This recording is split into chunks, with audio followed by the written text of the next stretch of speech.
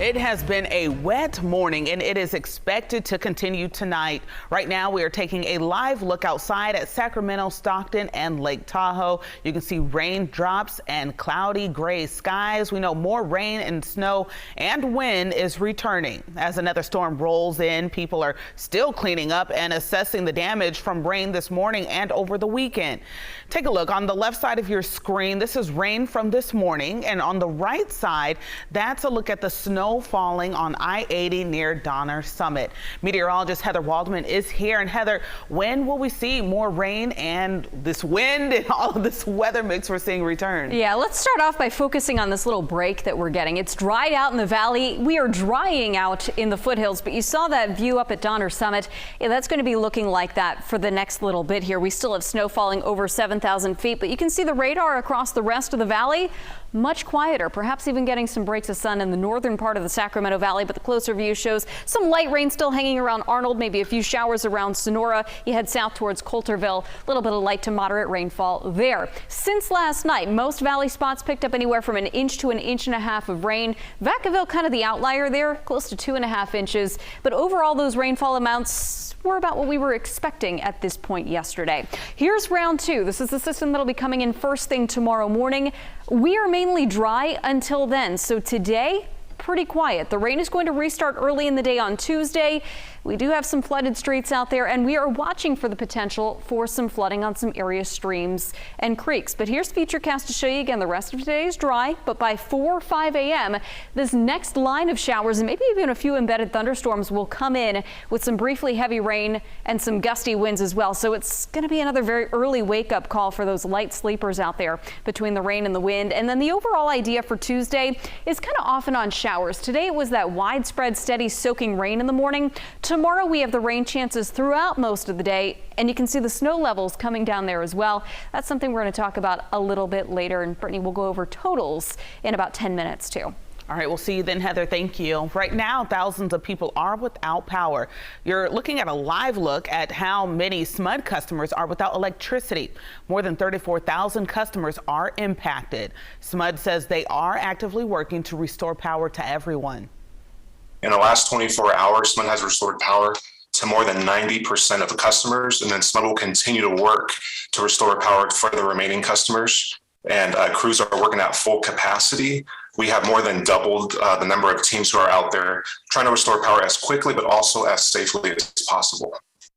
Yesterday, at the height of the outages, there were more than 345,000 people without power. Right now, that number has decreased to around 34,000. Flooding did cause problems on the roads this morning. Westbound I-80 between Longview Drive and Winter Street is now open after it was forced to close due to standing water. This is why, look at this, the flooding was first reported during the height of the morning commute around 7 o'clock. On the left-hand side, you can see how far back the traffic was impacted. And on the right, you see just how much water was right there on the road. The road just reopened within the last 20 minutes. However, Caltrans says drivers should still expect delays. And Stockton has also seen a lot of tree damage. Last night, crews were busy cutting up this giant tree that fell and blocked a neighborhood street. There have been no reports of any serious injuries in Stockton due to falling trees, but lots of cars and houses have been damaged. Many areas in our region did see widespread damages and massive power outages due to these strong winds. Before the storms, Lodi Electric Utility made some preparations to lessen the damage. We did speak with a City of Lodi representative about the efforts. Personnel have been on an on-call status. We expanded maintenance and inspection activities. They've replaced aging and failing infrastructures, increased vegetation management work. We've brought in outside line crews just as much as we can to help be prepared for these storms because we know they're coming. So the best we can do for our residents is be prepared as possible. For more information on resources, you can head to lodi.gov. Now let's check back in with our meteorologist, Heather Waldman. And Heather, we know this wind is strong and we have seen a lot of falling trees. Yeah, we have. Fortunately, we got the break in the rain. We've got the break in the wind during the day today, too. It is going to get breezy again tomorrow morning, but we think it's going to be of similar strength to what we saw this morning. So There may be some more power issues. There may be some more tree damage, but we don't see anything like what we saw Saturday night coming through with this wind. Again, that's for tomorrow morning. The winds this afternoon, you notice a little bit of a breeze, but it's far less than what we had this morning. Wind speeds sustained from 5 to 15 miles per hour throughout the valley. A little bit stronger as you go up into the foothills. Those winds will tail off through this afternoon. This is round one. This line of clouds here, that's where all the rain, the wind, that's what came through. This is round two. So as this system moves closer first thing tomorrow morning, that's where we start to see the winds pick up. And once again, very early in the day on Tuesday. So another good night to get to bed early if you want to get a full night of sleep. Overall gusts with this next round likely between 35 and 45 miles per hour. That being said, there may be a couple of embedded lines of thunderstorms that can very briefly push wind gusts closer to the 50 mile per hour range. Couple of nights ago, we had winds gusting to 60 miles per hour for several hours. This is not going to be like that going into tomorrow morning. So watch Futurecast here. Again, through today, very little in the way of wind gusts, just kind of a steady breeze blowing through the afternoon. This is 5 o'clock Tuesday morning. Notice east side of the valley into the foothills, some gusts in that 40 to 45 mile per hour range. Gusts through the valley also between 35 and 40 miles per hour.